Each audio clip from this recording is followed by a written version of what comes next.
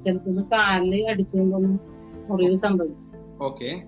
അത് കുറെ നാളായിട്ട് അത് ഉണങ്ങാതെ മരുന്നെല്ലാം കഴിച്ച്, പക്ഷെ അത് ഉണങ്ങാറുണ്ടായിരുന്നില്ല.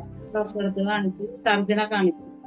സർജൻ സ്കാനൊക്കെ ചെയ്ത് കഴിഞ്ഞപ്പോ പറഞ്ഞത് ബ്ലോക്ക് ഉണ്ട്, ബ്ലഡ് സർക്കുലേഷൻ ഇല്ല എന്ന് പറഞ്ഞു. അത് വെരിക്കോസിന്റെ കംപ്ലൈന്റും കൂടി കാലിലുണ്ടായിരുന്നു. വെരിക്കോസ് വെയിന് കുറച്ചധികം നാളായി കാലിൽ. അത് ശ്രദ്ധിച്ചിട്ടുണ്ടായിരുന്നില്ല. 2020 എന്റെ ഭർത്താവിന് സംഭവിച്ചത്. അങ്ങനെ ഡോക്ടറെ കണ്ട് സർജറി വേണോന്ന് പറഞ്ഞ് സർജറിക്ക് ഡേറ്റ് വരെ ഫിക്സ് ചെയ്തിട്ടാണ് ഞങ്ങൾ പോകുന്നത്. പക്ഷെ കൊറോണ ആയതുകൊണ്ട് ഡോക്ടർ വീണ്ടും ഡേറ്റ് നീട്ടുകയാണ് ചെയ്തത്. ഇത് കഴിഞ്ഞിട്ട് വന്നാൽ മതി എന്നാ പറഞ്ഞത്. ലോക്ക്ഡൌൺ ഒക്കെ വന്നത് കൊണ്ടിട്ടാണ് ഡോക്ടർ വരണ്ടാന്ന് പറഞ്ഞത്. പിന്നീട് വന്നാൽ മതി എന്ന് പറഞ്ഞു, വിളിച്ച് ചോദിച്ചിട്ട് വന്നാൽ മതി എന്നാ പറഞ്ഞത്.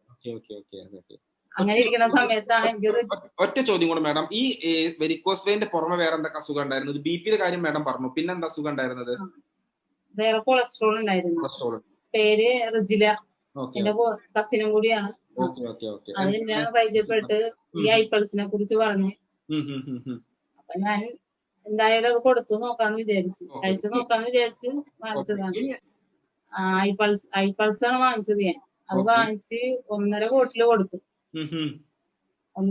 അതിന്റെ കൂടെ ഐക്കോപ്പിയും കൊടുത്തു. 1.5 ബോട്ടില് കഴിച്ചു കഴിഞ്ഞപ്പോ തന്നെ കാലിലെ വെരിക്കോസ് വെയിൻ കാണാനേ ഉണ്ടായില്ല. അത്ഭുതം വരുന്നത് കാലില. മുറിവിന്റെ കാര്യം? മുറിവും ഉണങ്ങി, പാടെ ഉണങ്ങി. ഇപ്പൊ അങ്ങനെ ഒരു മുറിവ് വന്നതാണെന്ന് പോലും ആ കാലില് കണ്ടാല് പറയുന്നത്. 3 ബോട്ടില് ഐപ്പൾസ് കൊടുത്തു.